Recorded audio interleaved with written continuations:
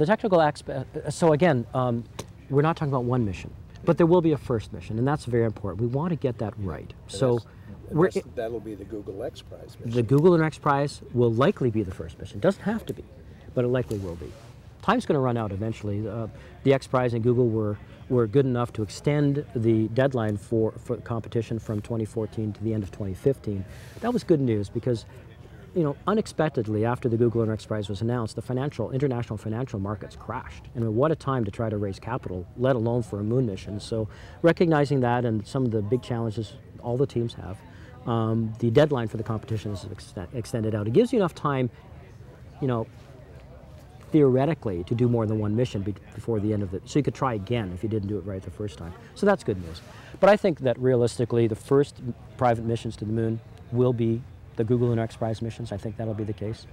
So our first mission embraces what we need to do for the Google Lunar X Prize. We're incorporating that type of technology on the mission as one of several customers for our mission. One of the customers is our own investors. They want to know about certain things about the moon that helps us with our own business case. One of our customers is a philanthropic scientific endeavor called the International Lunar Observatory. And we want to deliver a scientific instrument, really the first observatory on the surface of the moon that can both observe and communicate the wondrous ideas of the universe, you know, from the surface of the moon. We also want to deliver some novel items, you know, to the moon, and we'll do some crowdsourcing of things. So we'll have many, many customers. But I think the mission itself, we haven't even chosen the destination yet. Our baseline is to go to the South Pole. And that's, you know, that'll be the first time too, because that's a really hard destination. But again, we will choose what the mission will be like as we get closer to the launch. But in general, what we're building is a repeatable technology, and we're building an infrastructure as a commercial company that we can use over and over again. So there are four elements that have really come together to make Moon Express possible. One is that politically, this is the right time. We're at this phase change from a government-dominated era to one that embraces and utilizes the power of the private sector and entrepreneurship. That's a very important change of the paradigm. So it gets people like Silicon Valley investors very excited.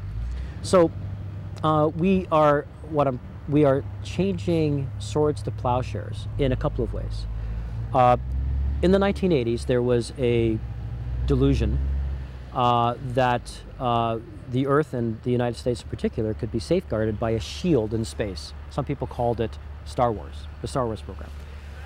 But not before that ended, you know, hundreds of millions, billions of dollars were actually spent in miniaturizing propulsive technologies that could allow exo-atmospheric kill vehicles. I even hate saying it, but where there are these brilliant pebbles was one of the programs that could accelerate very, very quickly and take out inbound nuclear missiles. So this technology was never deployed, but the technology exists. Now enough time has passed that this is becoming available commercially.